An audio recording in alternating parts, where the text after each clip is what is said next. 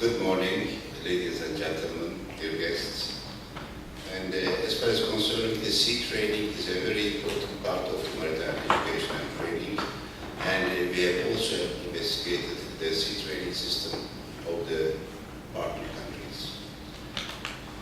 Taking into account the SCCW, the sea training portfolios are also to be revised. And we have made a study on the sea training report books. And we take into considerations two portfolios. One of them is the Merchant Navy Training Board of United Kingdom Sea Training Portfolio. The other one is ISF, International Shipping Federation Advised Reporting. Both documents are based on IMO training report book for the seagoing phase of model course 703 and 704. These are the officer on the watch, for deck, and the engine. And after the investigation, we have realized that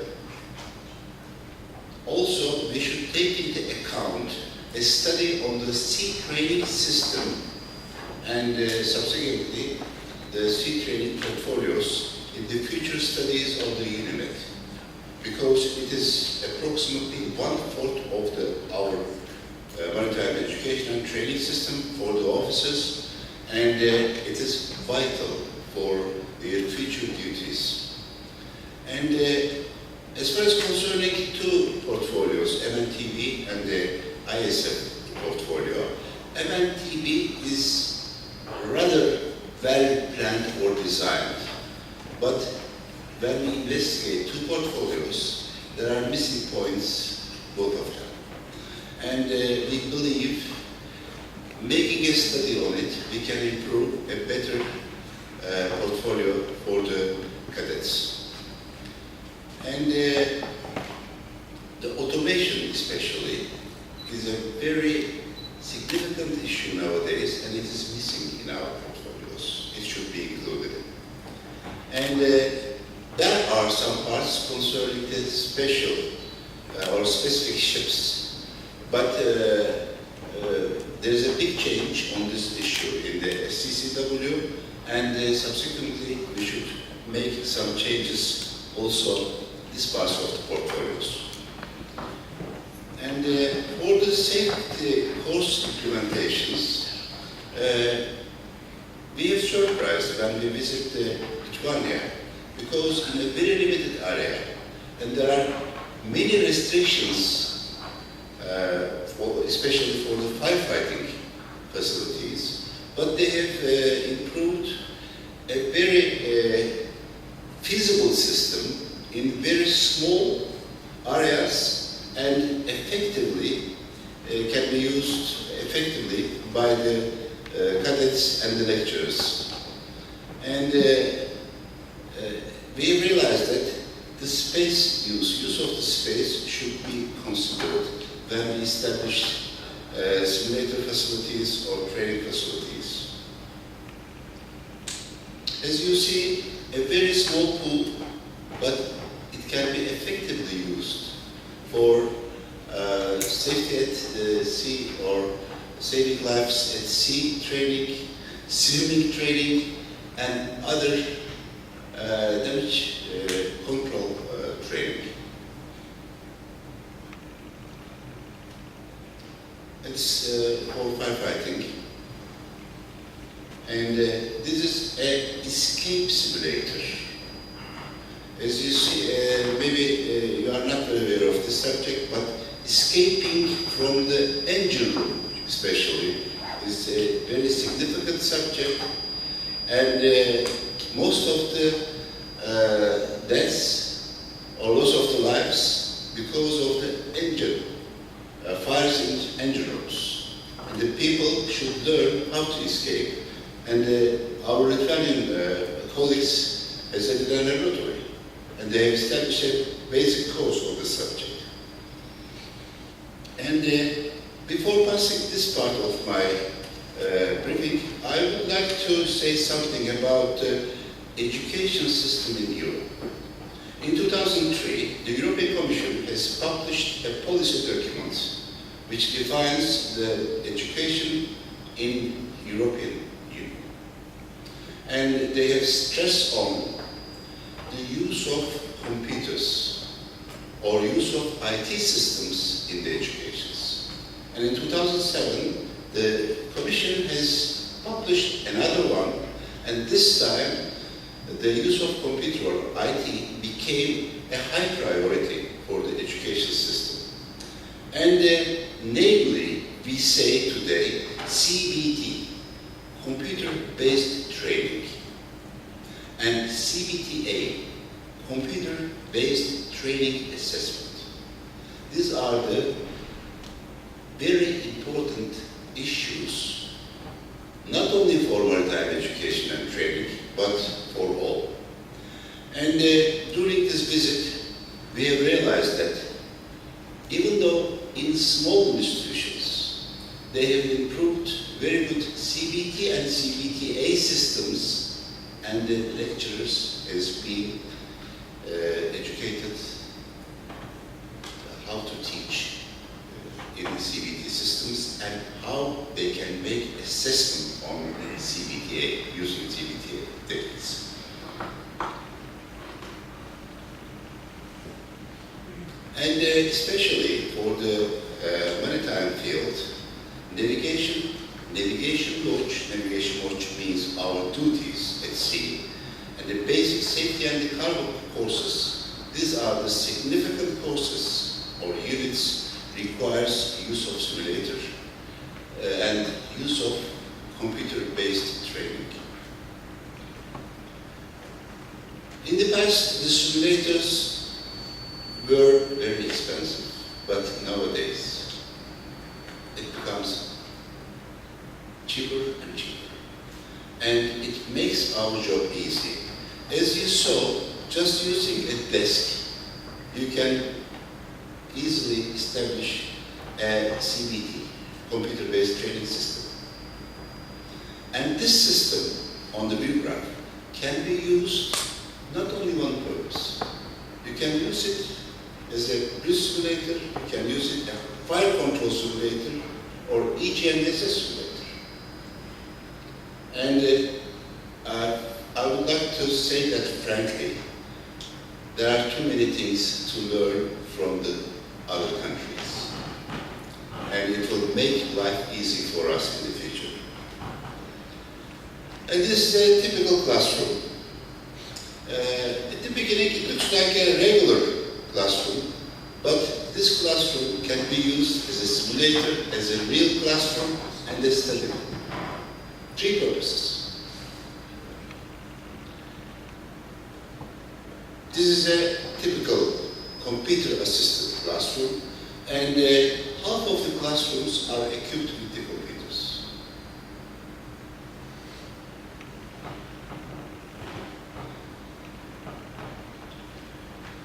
As well as concerning the use of simulator. The Netherlands especially, they are very keen on effective use of simulators, which are sometimes expensive toys. And they have established a maritime simulator training center, serves approximately for all maritime institutions in Netherlands. And this simulator center is in the faculty, and the simulator staff and the faculty staff supports it. And also, this center serves industry, especially for the specific requirements of industry, and can be used as a research center.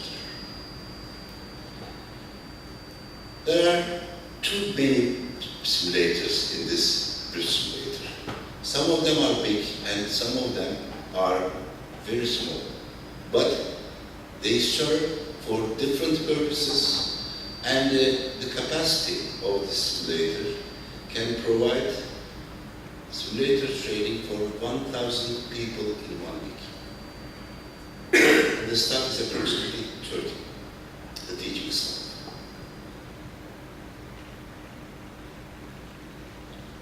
This is the interest of the center. And this is a control room of the bridge simulator.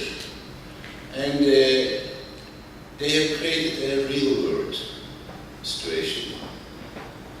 And in the same time, 16 cubicles can be controlled from here. Normally, the typical simulators, bridge simulators, are for 2 cubicles. But they have created a 16 cubicles bridge simulator. And this is a new simulator system because of the offshore facilities, the petroleum rings, and they need very delicate positioning, and also very delicate maneuvering, because you can damage the platforms. And if you let's say, position the offshore installations in the wrong place, you may lose $1 million. And this is a simulator for dynamic positioning. And you can position, or you can find your position something like in 10 centimeters. 10 centimeters. And nowadays, it became a significant training for maritime education and training institutions. This is another simulator training. It is, let's say, an entrance level simulator training. A very basic ARPA radar simulator system, just using 3-minute monitors. And this can be also used for GMDSS purposes, for other purposes. And this is a simulator room, originally based on GMDSS training, but now used also as a bridge simulator. And can be used for safety courses. Multiple uses. SUAS, the Finnish faculty, they have transverse bridge and engine room simulators, and they are capable to make integrated operations. And they have ACTIS AIS simulators.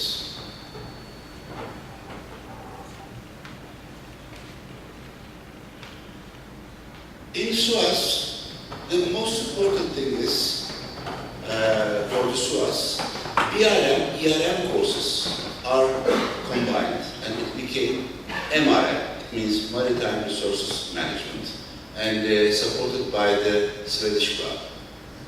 And they have included GMDSS courses as a course in their program.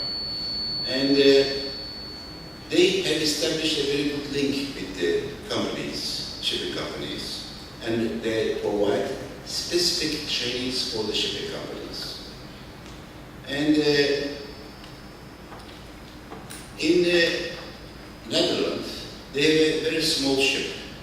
The Finland also has a small training ship, and it can be used anchoring, maneuvering, basic maneuver training, and the berthing drills. And but mainly, this ship is used for hydrography and the surveyor programs of the faculty. In FMB, they have established a very good sea training system, automated data processing system. Before going to sea, they give a briefing to the students, and through internet, the students at sea can interact with the school, and they can feel their portfolios on the computer system, or let's say on a database. And in case of any need for help, they can reach the lecturer and they can take advice, because, as you know, during the sea training, our cadets are very far away from the school, 1,000 miles away, and this is the only way, and it makes easy to make the assessment of the students at the end of the sea training.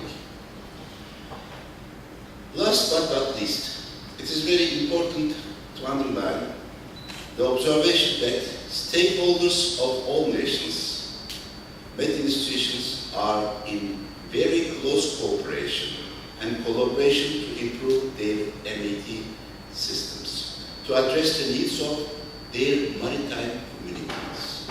To this end, it is believed and expected that UniMET will contribute toward the enhancement and dissemination of the same cooperative atmosphere across all partners countries and throughout Europe.